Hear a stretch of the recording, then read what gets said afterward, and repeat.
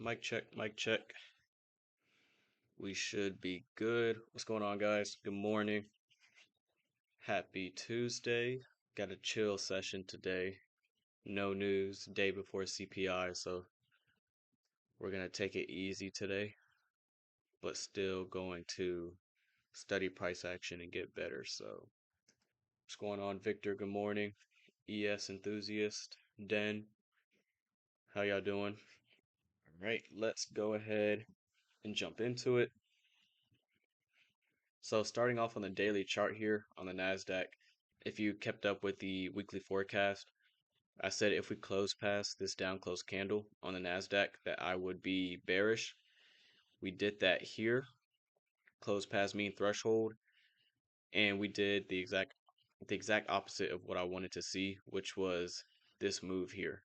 I wanted to see us close past mean threshold, which tells us that we're heavy, and eventually take out sell side here and maybe trade down into this order block here and maybe sell side.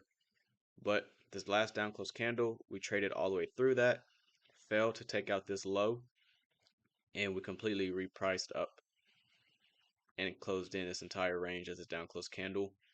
Yesterday, we had an inside day. Let me zoom in a little bit. We had an inside day yesterday, okay, between this candle's high and this candle's low of Friday's trading. Monday's trading, we stayed inside of that range on this day here. And here's today's trading. Not too much going on. So we do have CPI tomorrow at 8:30. That's when I'm expecting the real move to occur and something, to really pop off.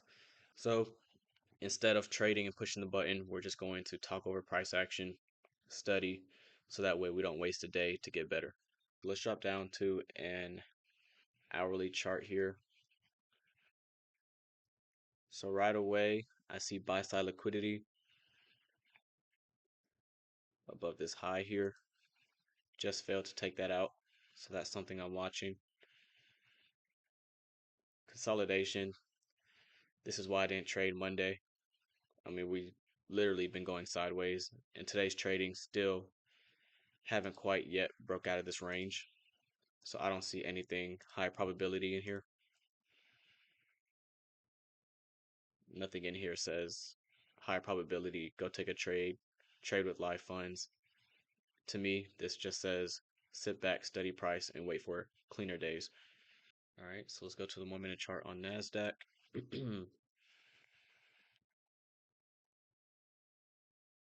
This up close candle here, I want to see if that can act as support.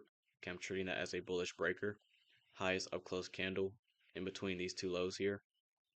Low, high, lower low. So I'm watching this last up close candle, and we also have a fair value gap resting inside of that. So this entire range, I want to see if this can offer support and send us into our buy side objective. No trades being placed today for me. I don't think it's a high probability day in my opinion. So I'm going to wait for CPI to hit the market tomorrow. We'll assess the damage, see what liquidity is left, and then go in and look for setups. My last line of defense for higher prices is this down close candle, which is a bullish order block. If we close past midpoint of that, then I'm looking for sell side objectives down here. Retracing to the upside on dollar, which is causing lower prices on the indices. So if we can get above this high on dollar and violate this up close candle, which is a bearish order block, then I would be looking for higher prices on dollar, which would allow for lower prices on the indices. So instead of a breaker here, we have a mitigation block. Since we have a high, low, and a lower high, this high doesn't take out this one here. That makes this candle a mitigation block instead of a breaker. And we have a fair value gap resting pretty much right inside of that mitigation block. So I want to see if we stay below that and send us into sell side down here. Not sure if you have this info on your Discord or how long you've been trading. I've been trading for about 3 years and about 1.5 years with ICT, probably close to 2 years now with ICT. I started off in Forex with supply and demand, um, but I decided to switch to futures, and then I found ICT. I did like a deep study on that. I went through his 2023 mentorship and been trading ICT ever since. So 3 years in total. It might be closer to like 3.5 now, but 3 years in total, and then 1.5 to 2 years with ICT. Yeah, so I started off trading ES. I switched to Nasdaq like in, I don't know, like January maybe. Like if you look at the daily screenshots channel, like and scroll all the way up, I used to only trade ES. Um, and then I switched to Nasdaq. ES was cool. It's just like a little slower, which some people like that. Nasdaq can be a little bit more wild and faster because it's just more volatile. But for me, my personality, I just like a faster market. I'm still wanting sell side down here. We ran out this short-term high that was formed.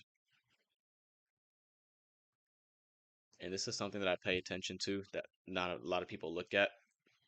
But if you look real close here, this candle closed and this candle opened. Notice how there's like a gap right there. So if you take this candle's closing price right there, and notice how this candle gaps higher and then drops right there. I'm seeing that as pretty much like a volume imbalance or I guess you could say like a fair value gap. It's not a fair value gap, but that's kind of how I see it. I'm seeing that as an inefficiency. We laid a down close candle. Okay, down close price action. Next candle opens, trades down. So there's no up movement between these two bodies here, between this closing price and this opening price. We just trade down. Next candle opens up here, trades down. So there was no up movement between these two price levels. We trade up, run out this short-term high. Look at the bodies. This candle's opening price is the exact same as that closing price. And then we drop here. So that's kind of the stuff I look at. I don't always draw it out, but whenever I see stuff like this, I'm referring to that little volume imbalance or just inefficiency right there. I'll leave it on. Now this down close candle here, I want to see us stay below that. I'm treating that as a bearish breaker. We do have a small fair value gap in here that we traded up into, along with that inefficiency we talked about here. But there's also a fair value gap right there. And then if you remember, this entire down close candle here is a mitigation block.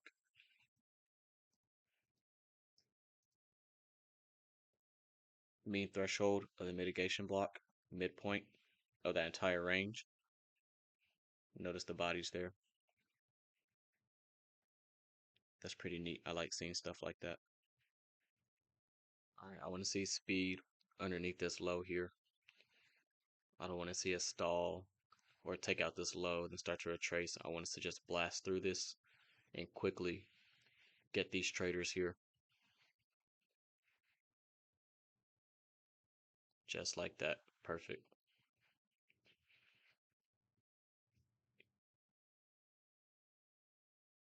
Perfect.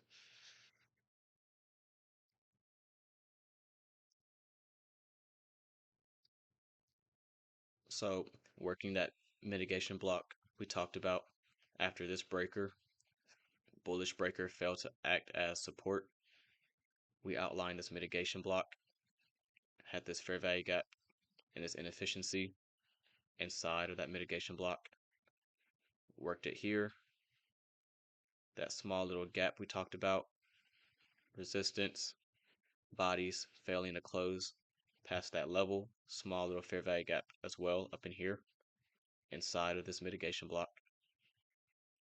Broke down, fair value gap, speed underneath this low to attack sell side here. That's a beautiful sell-off. That's pretty. Obvious sell side, liquidity underneath this low, taken out. That 5-minute candle on dollar I was talking about. I said if we get above that high, then I'll be looking for higher prices, treating that as a breaker. Market structure shift. Now we're rallying, looking for this high to be taken out on dollar index. This is really good. If you remember the beginning of the stream, I wanted to see lower prices on the daily chart after closing past mean threshold of this down close candle. I said I didn't like how we traded all the way up on this day here. So getting this nice sell-off, I want to see these equal lows tagged, potentially with CPI tomorrow. So I'm loving what we're doing here. I didn't want higher prices for Nasdaq.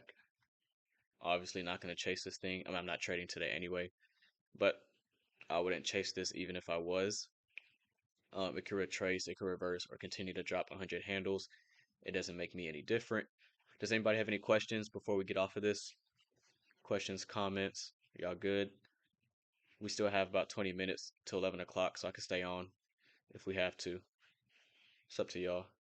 I'm going to edit this maybe in a few hours, so those who tuned in late can watch from the beginning and learn from it. It was a good day. The back test, if you traded live, made money, awesome.